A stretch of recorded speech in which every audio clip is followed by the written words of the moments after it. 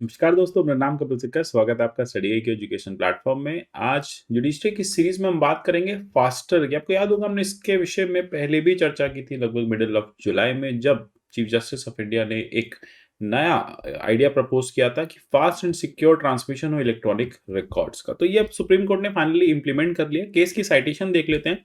Delay in release of convicts after grant of bail. तो ये इसकी केस की साइटेशन है, delay in release of convicts. ये एक सुओ मोटो पिटीशन है जो कोर्ट ने उठाई थी कुछ एक लीगल एंगल्स की वजह से, कुछ एक लीगल इश्यूज की वजह से। जैसे फाइनली आपने देखा कि फाइनली ये न्यूज आ गई है कि supreme court introduces fast and secure transmission of electronic records system. Exactly है क्या? फंडामेंटल राइट्स की हम बात करें तो काफी इंपॉर्टेंट है, ठीक है। फंडामेंटल राइट्स बेडरॉक है कॉन्स्टिट्यूशन का, उनका प्रोटेक्शन सुप्रीम कोर्ट की ड्यूटी है। अब आपने देखा है सुप्रीम कोर्ट आपके फंडामेंटल राइट्स को प्रोटेक्ट करती है। यहाँ पे एक बहुत इंपॉर्टेंट राइट की बात होती है, राइट टू लाइफ की। अब लेट अस से कोई पर्सन है, वो जेल में बंद है, ठीक है। अब उसकी बेल जो है उस कोर्ट ने अप्रूव ऑफ कर दी है, अब वो बेल अप्रूव्ड है। अब उस पर्सन को बेल मिलने के कितने दिन बाद छोड़ा जाएगा जेल से, ये डिपेंड करता है जेल अथॉरिटीज पे और जेल अथॉरिटीज और कोर्ट के बीच में होने वाले कम्युनिकेशन पे।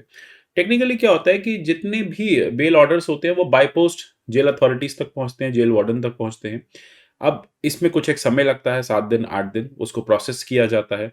तो देखा जाता है कि लगभग बेल मिलने के बाद भी अगर हाई प्रोफाइल केसेस होते हैं तो चलिए काम जल्दी हो जाता है, लेकिन बाकी केसेस में भी अगर आज कोर्ट बेल दे रहे तब भी 10 से 15 दिन का टाइम जो है वो लग जाता है उस पर्सन को जेल से रिलीज करने में, क्योंकि जेल अथॉरिटीज कहती है भाई हमारा भी एक प्रोसेस है काम करने का। जब तक हमें लिखित में कोर्ट से डायरेक्शन नहीं मिलेगा, बेल ऑर्डर रिसीव नहीं होगा बाय पोस्ट, हम यहाँ पे आपके या हम उस कन्विक्ट को रिलीज नहीं कर सकते बेल पे।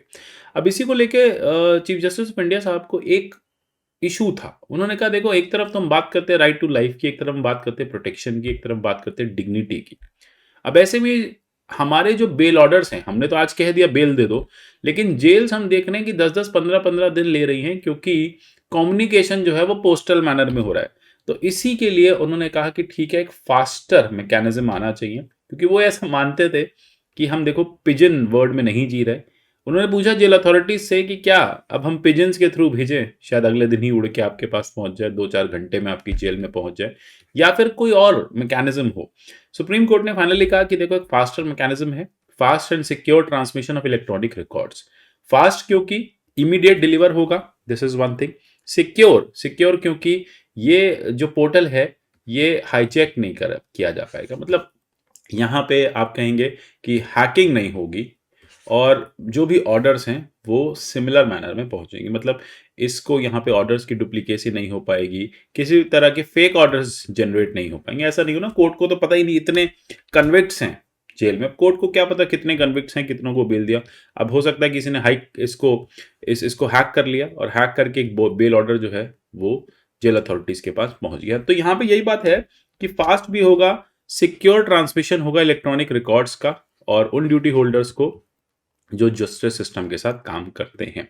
तो यही एग्जैक्टली है यहाँ पे कॉन्सेप्ट फास्टर का। तो इस प्लान में स्विफ्ट सिक्योर ट्रांसमिशन किया जाएगा, जिसकी वजह से प्रिजनर्स को रिलीफ जो है वो इमीडिएट मिल जाए, उनको बहुत लंबा समय सर्टिफाइड ऑर्डर कॉपी का वेट ना करना पड़े। यही यहाँ पे हमारे चीफ जस्टिस ऑफ इंडिया ने कहा, रमन्ना साहब ने कहा कि हम बात कर रहे हैं इंफॉर्मेशन टेक्नोलॉजी की, हम बात कर रहे हैं लाइटनिंग स्पीड से डिलीवर होने वाली नॉलेज की। एक ऐसा सिस्टम जहां पे नॉलेज डिसमिनेशन नैनो सेकेंड्स में हो जाता है। वहां पे जेल अथॉरिटीज को क्यों सालों, मतलब क्यों महीनों वेट करना पड़ता है, क्यों इतने दिन वेट करना पड़ता है फाइनल ऑर्डर्स को रिसीव करने के लिए। यहाँ पे एग्जैक्टली देखा भी गया था कि आगरा सेंट्रल जेल में कुछ 8 कन्विक्ट्स थे, ठीक है, 13 प्रिजनर्स थे, उनको छोड़ने में लगभग काफी समय लग गया। इसी तरह से मुनव्वर फारूकी केस में भी इंदौर सेंट्रल जेल में देखा गया कि कोर्ट के ऑर्डर्स आ गए, 3-4 दिन 5 दिन डिले हो गया।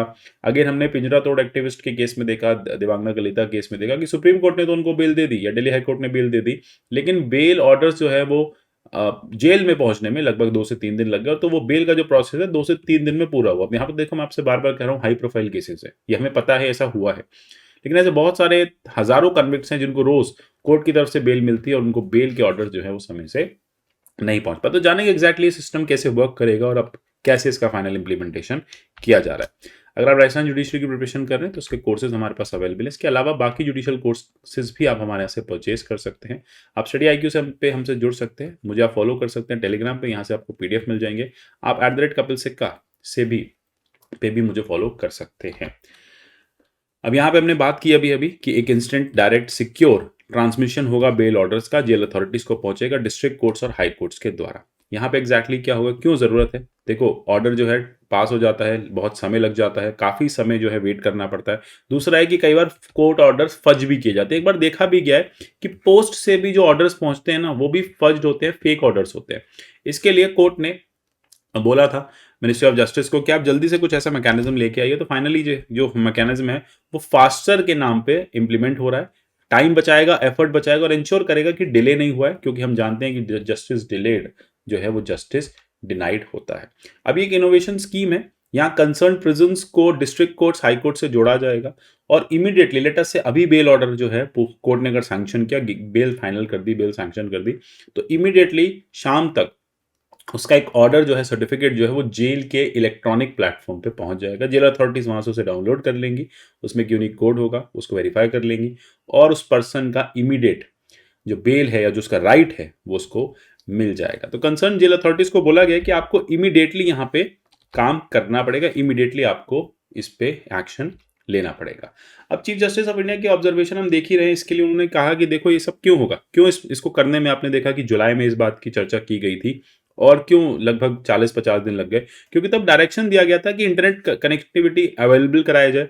अब ये भी तो हो सकता है, कोर्ट की तरफ से तो बेल ऑर्डर चला गया फास्टर पे, लेकिन अब जेल कह रही है कि भाई हमारा तो इंटरनेट लाइन कटी हुई है, ठीक है, हमारे तो इंटरनेट ही नहीं चल रहा, 2G 4G से हम कनेक्ट नहीं कर सकते, तो कैसे बेल ऑर्डर डाउनलोड करें? तो यहाँ पे कहा गया है कि 24/7 इंटरनेट कनेक्शन होना चाहिए सारी जेल्स को, और ये जो फैसिलिटी है ये आप प्रोवाइड करें और आप इस तरह के मैकेनिज्म करें, इन इंफ्रास्ट्रक्चर बनाएं, सिस्टम्स वहाँ पे डेस्कटॉप इंस्टॉल करें, सॉफ्टवेयर इंस्टॉल करें, जिससे ये प्लान जो है फॉर्मुलेट हो पाए। इसके लिए secretary general of supreme court को कहा गया था कि आप सॉलिसिटर जनरल के साथ यानी सेंट्रल गवर्नमेंट के साथ मिलके उनके साथ कोऑपरेट करें, फंड्स लें वहां से और उन फंड्स के बेटर यूज पे लगाएं।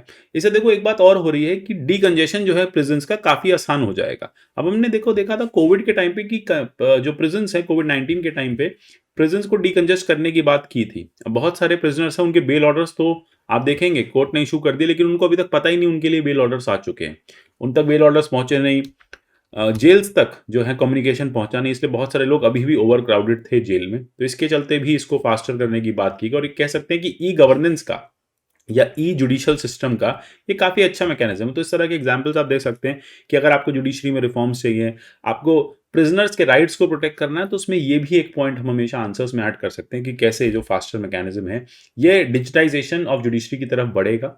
जैसे जुडिशरी में और डिजिटाइजेशन के कॉन्सेप्ट्स हैं, जैसे हमने ई कोर्ट्स लगाए, ठीक है, हमने पेंडेंसी को रिजॉल्व किया, बाकी प्रॉब्लम्स को ई कोर्ट से रिजॉल्व किया, 360 डिग्री प्रोफाइलिंग की, जहां पे ई कोर्ट्स में कंप्लीट प्रोफाइलिंग होगी एक पर्सन की, ठीक है, उसको इंटीग्रेट किया जाएगा सारी गवर्नमेंट एजेंसीज के साथ और एक यूनिफाइड डेटाबेस कोर्ट के पास रहेगा। जैसे आप वेस्टर्न कंट्रीज की बात करें तो वहां पे भी इस तरह की यूनिफाइड डेटाबेस कोर्ट्स के पास एक्सेसिबल होते हैं कि पर्सन ने पहले कौन कौन से क्राइम किए हैं, क्या उसकी हिस्ट्री है, कैसा रिकॉर्ड है, हिस्ट्री शीटर है, क्या है। तो ये सारी चीजें भी अब यहाँ पे डिजिटाइजेशन में ऐड की जा रही है। फास्टर उसी का एक पार्ट है। साथ ही साथ इंटरऑपरेबल क्रिमिनल जस्टिस सिस्टम भी है, जिसमें पुलिस और प्रिजन और जेल अथॉरिटीज के बीच में एक इंटरऑपरेबल सिस्टम स्टैब्लिश किया जा सके, एक दूसरे के डेटाबेस को एक्सेस कर सकें और अकॉर्डिंगली जस्टिस डिलीवर को इंश्योर कर सके। तो इतना ही जानना था फास्टर के बारे में, अब इंप्लीमेंट हो गया, जल्दी इसके बेनिफिट्स आपको दिखेंगे।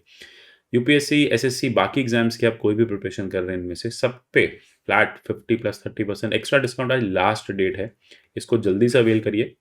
मिलते हैं अगले सेशन में, तब तक के लिए goodbye, take care and God bless you all.